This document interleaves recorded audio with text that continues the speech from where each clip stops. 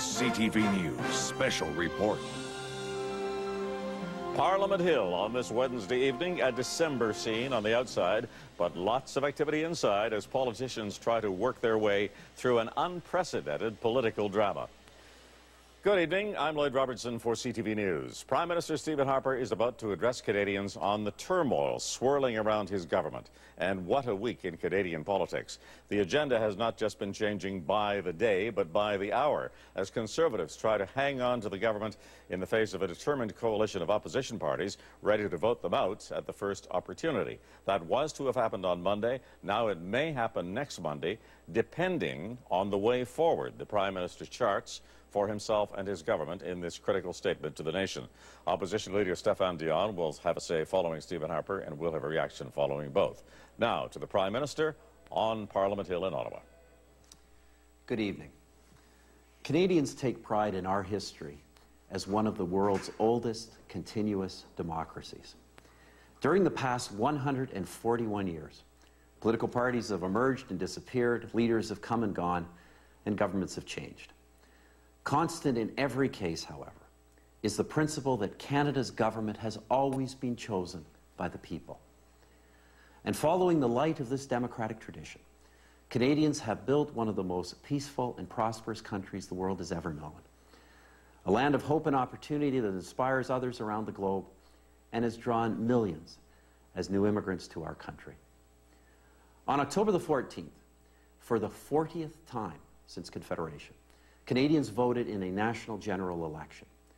We are honored that you returned our government to office with a strengthened mandate to lead this great country through the most difficult global economic crisis in many decades. Canada's government is acting to deal with the crisis right now. Further business and personal tax reductions are coming into effect.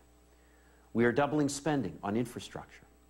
We're ensuring credit for businesses and consumers by injecting liquidity into financial markets.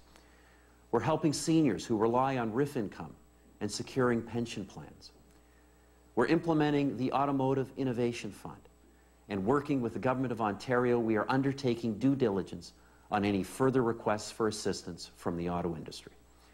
We're increasing support and incentives for manufacturers, the forestry sector, and others to pursue business opportunities. We're implementing agreements with the provinces to enhance labor mobility. And next month, on January the 27th, we will bring in a budget which will contain additional measures to boost Canada's economy, while making sure we avoid a long-term structural deficit in the finances of Canada. In preparation for that budget, we are consulting widely with Canadians, meeting with the premiers of our provinces and territories, and working in collaboration with our international partners in the G20. The Minister of Finance will be consulting with the business community and interest groups. We are consulting with and expect to hear more from the opposition parties in Parliament. We hope they bring forward specific proposals. We have invited them to do so. In fact, we have already changed some of our own proposals to meet their concerns. Unfortunately, even before the government has brought forward its budget, and only 7 weeks after a general election, the opposition wants to overturn the results of that election. Instead of an immediate budget, they propose a new coalition, which includes the party in Parliament whose avowed goal is to break up the country. Let me be very clear. Canada's government cannot enter into a power-sharing coalition with a separatist party. At a time of global economic instability, Canada's government must stand unequivocally for keeping the country together. At a time like this, a coalition with separatists cannot help Canada. And the opposition does not have the democratic right to impose a coalition with the separatists they promised voters would never happen.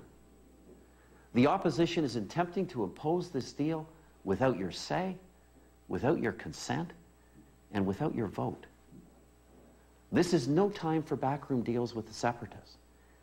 It is a time for Canada's government to focus on the economy and specifically on measures for the upcoming budget.